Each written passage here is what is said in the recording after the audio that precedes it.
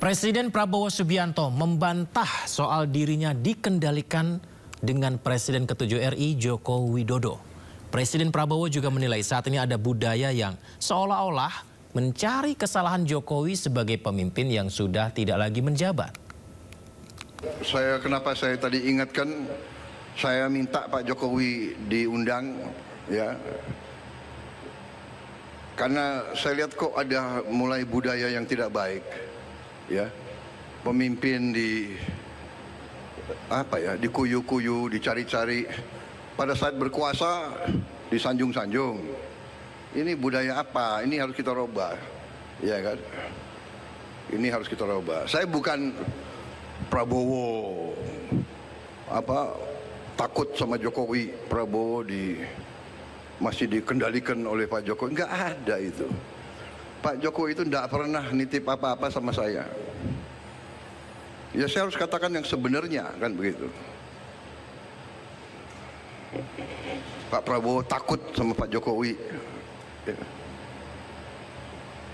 Nggak ada itu. Untuk apa saya takut sama beliau? Oke, aku hopeng sama beliau kok takut. Iya kan? Sudahlah, saudara-saudara. Beliau memimpin 10 tahun. Diakui dunia bagaimanapun, inflasi di bawah beliau cukup bagus, pertumbuhan bagus, iya kan? Come on, harus kita yang bener lah, yang jujur lah, ya kan? Ngono yang ngono gitu, ya kan? Ya. Presiden Prabowo Subianto melantik Komisi Percepatan Reformasi Polri di Istana Kepresidenan hari ini. Selengkapnya usai jeda. Sindo Prime segera kembali.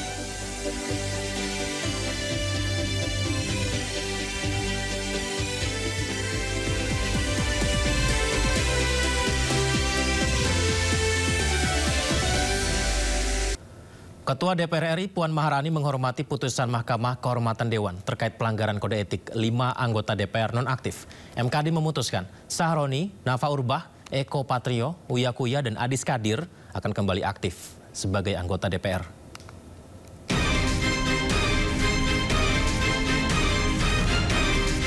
Ketua DPR RI Puan Maharani menghormati putusan Mahkamah Kehormatan Dewan terkait kasus pelanggaran etik 5 anggota DPR nonaktif yakni Adis Kadir, Nafa Urbah, Ahmad Sahroni, Surya Utama alias Uya Kuya, dan Eko Purnomo.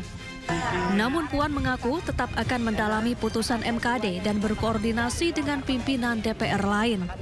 Ya, kita hormati yang menjadi keputusan MKD dan akan kita tindak lanjuti apa yang menjadi keputusan tersebut. Ini kan salah satunya kan Pak Adis kan diminta untuk langsung aktif kembali. Kalau dari pimpinan ini hari ini ada agenda apa sih dan sudah melibatkan Pak Adis atau belum? Kita lihat dulu kemarin keputusannya seperti apa dan hari ini belum ada agenda apa-apa karenanya nanti mungkin saya akan bicara dulu dengan para pimpinan yang lain terkait dengan keputusan MKD yang baru diputuskan. Sebelumnya MKD menjatuhi putusan berbeda terhadap 5 anggota DPR nonaktif. Politisi Partai Nasdem Ahmad Sahroni terbukti melanggar kode etik dan dihukum nonaktif selama 6 bulan sejak ia dinonaktifkan dari DPP Partai Nasdem. Artinya, Sahroni baru aktif kembali menjadi anggota DPR pada Maret 2026 mendatang.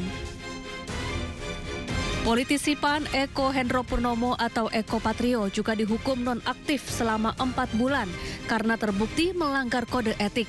Artinya, Eko Patrio baru aktif kembali menjadi anggota DPR pada Januari 2026.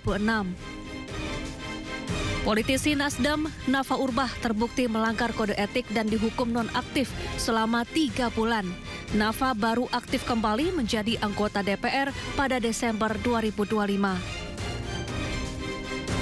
Selain 3 anggota DPR yang terbukti melanggar kode etik, MKD juga memutuskan mengaktifkan kembali politisi Partai Golkar Adis Kadir.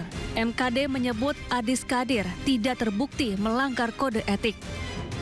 Sementara itu, politisi PAN Surya Utama atau Uya Kuya juga dinyatakan tidak terbukti melanggar kode etik dan mengaktifkan kembali Uya Kuya sebagai anggota DPR. Akhir Agustus lalu, 5 anggota DPR dinonaktifkan dari partai politiknya masing-masing karena sikap dan pernyataannya dianggap kontroversial hingga memicu aksi demonstrasi besar-besaran di berbagai daerah. Tim Liputan iNews melaporkan. Ya, MKD DPR telah memberikan sanksi terhadap Ahmad Sahroni hingga Uya Kuya. Dalam sidang etik terungkap pemirsa diduga ada rekayasa terhadap kerusuhan dan penjarahan rumah anggota DPR saat unjuk rasa bulan Agustus lalu.